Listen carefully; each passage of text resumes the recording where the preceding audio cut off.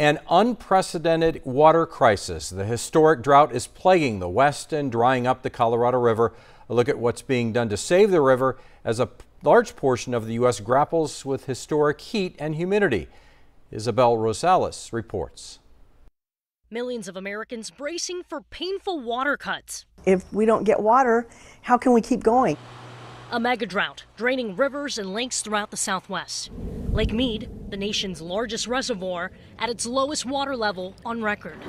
The drought threatening hydropower at the Hoover Dam, now approaching its lowest point to be able to produce power. Upstream at Lake Powell, water levels just 44 feet away from stopping hydropower generation. Crops are dying, the desert is drying. This goes all across the Southwest. And for the first time ever, the U.S. Bureau of Reclamation announcing a Tier 2 water shortage for the Colorado River starting in January. It's killing us. You're at nature's mercy.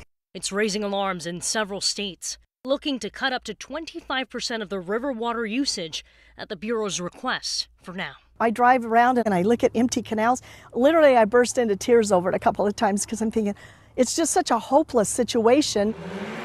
Across the West and South, 40 million Americans are under heat alerts this week. And if it's hot now, scientists warn it could get even worse in the next 30 years. More than 100 million Americans could face a heat index above 125 degrees during the hottest days of the year, according to climate research nonprofit First Street Foundation. Their study found an extreme heat belt would stretch from Texas to the Great Lakes. I'm Isabel Rosales reporting. One of the states that will get a lot less water from Lake Mead is, not surprisingly, here in Arizona. The amount of water Arizona is losing, though, is staggering. The state will receive nearly 200 billion less gallons of water a year from Lake Mead than in 2021. That's a reduction of about a fifth of what Arizona normally receives. The Tier 2A shortage means even more water usage restrictions for Arizona, especially for farmers. Arizona will need to forfeit an additional 26 billion gallons of water from Lake Mead. This is in addition to the water cuts that have already hit the state's agricultural sector in January.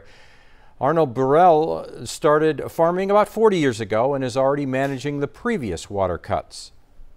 30,000 acre feet will be replaced by well water that we were given a grant in order to drill some more wells, which is another can of worms. I don't know if we really need to drill wells in an aquifer that's already basically tapped out. With an ongoing drought, water levels at Lake Mead are expected to keep dropping and restrictions will continue to be felt across our state. The City of Tucson and Tucson Water discussed their master plan today to help the future of water in the city for the next 80 years.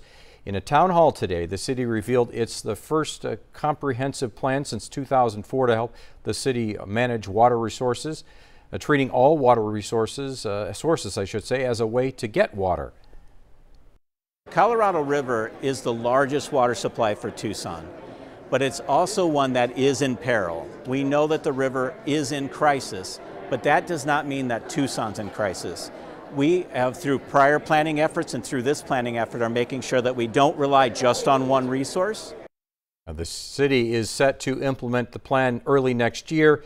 There are also ways people can save water in their own homes. We'll have more on that plan and water saving strategies coming up for you tonight at 10.